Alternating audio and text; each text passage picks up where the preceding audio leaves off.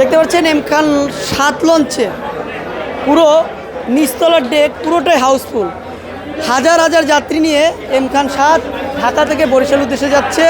এখানে প্রায় হাজারের উপরে যাত্রী হবে। এটা হচ্ছে এম খান 7 লঞ্চের নিচতলা। যারা এভাবে তাদের মতো যেতে চান তাদের ভাড়া গুনতে হবে হচ্ছে জনপ্রতি আপনার 300 টাকা করে। আর যারা টিকিট কাটতে চান তারা এখান থেকে টিকিট কাটতে পারেন। দেখেন আমি একটু দেখে ভাইয়া, এখানে তো টিকিট না, আজকে তো প্রায় কয়েক হাজার যাত্রী হবে এম খান 7 লঞ্চে, তাই না?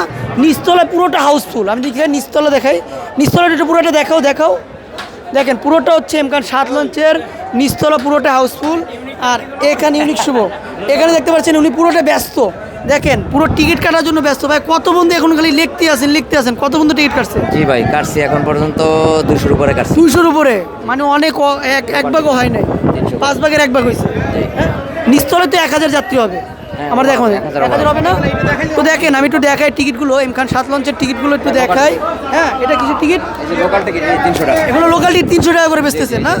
দেখেন ওই যে ওনার সাইন দেওয়া আছে, রিপন ভাইয়ের স্বাক্ষর দেওয়া আছে। যারা ডেকে যেতে চান, যারা লঞ্চের ডেকে যেতে চান তাদের ভাড়া গুনতে হচ্ছে 700 টাকা। একটু দেখাই যে টিকিট, আমি যদি টিকিটটি দেখাই, রিপন ভাইয়ের সাইন দেওয়া আছে, যিনি এখানে রয়েছে রিপন ভাইয়ের সাইন।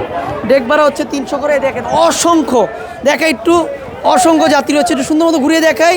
পুরো এম খান 7 লঞ্চ প্রায় 300 ফুট 90 ফুট 300 মিটার 90 ফুট 300 মিটারের লঞ্চ। পুরোটাই এ মাথা থেকে সে মাথা পুরোটাই ভর্তি। দেখায় আবার, হ্যাঁ, এ মাথা থেকে সে মাথা পুরোটাই ভর্তি। এবং সর্বনিম্ন এখানে দেখায়, সর্বনিম্ন টিকিট ভাড়া হচ্ছে 300 টাকা, সর্বোচ্চ টিকিট 15,000 টাকা। সর্বোচ্চ টিকিট বলতে সর্বোচ্চ ভিআইপি কেবিন 15,000 টাকা, 1,000 টাকা কেবিন রয়েছে, 2,000 টাকা কেবিন রয়েছে, 3500 টাকা কেবিন রয়েছে, 4500 টাকা কেবিন রয়েছে, 7,000 টাকা কেবিন রয়েছে, সোফা রয়েছে 600, সর্বশেষ 5 স্টার আদলে করা কেবিন, সেটার ভাড়া হচ্ছে 15,000 টাকা। এবং তার সাথে টিকিট পাবেন চারটা টিকিট। সব ভালো থাকবেন। যারা কেবিন বুকিং করতে চান তাদের নাম্বার রয়েছে এবং ওয়েবসাইট রয়েছে, তারা অতি দ্রুত যোগাযোগ করবেন। এম খান 7 বাংলাদেশের সর্বশেষ, বরিশালের সর্বশেষ, হ্যাঁ, সর্ববৃহৎ বলে।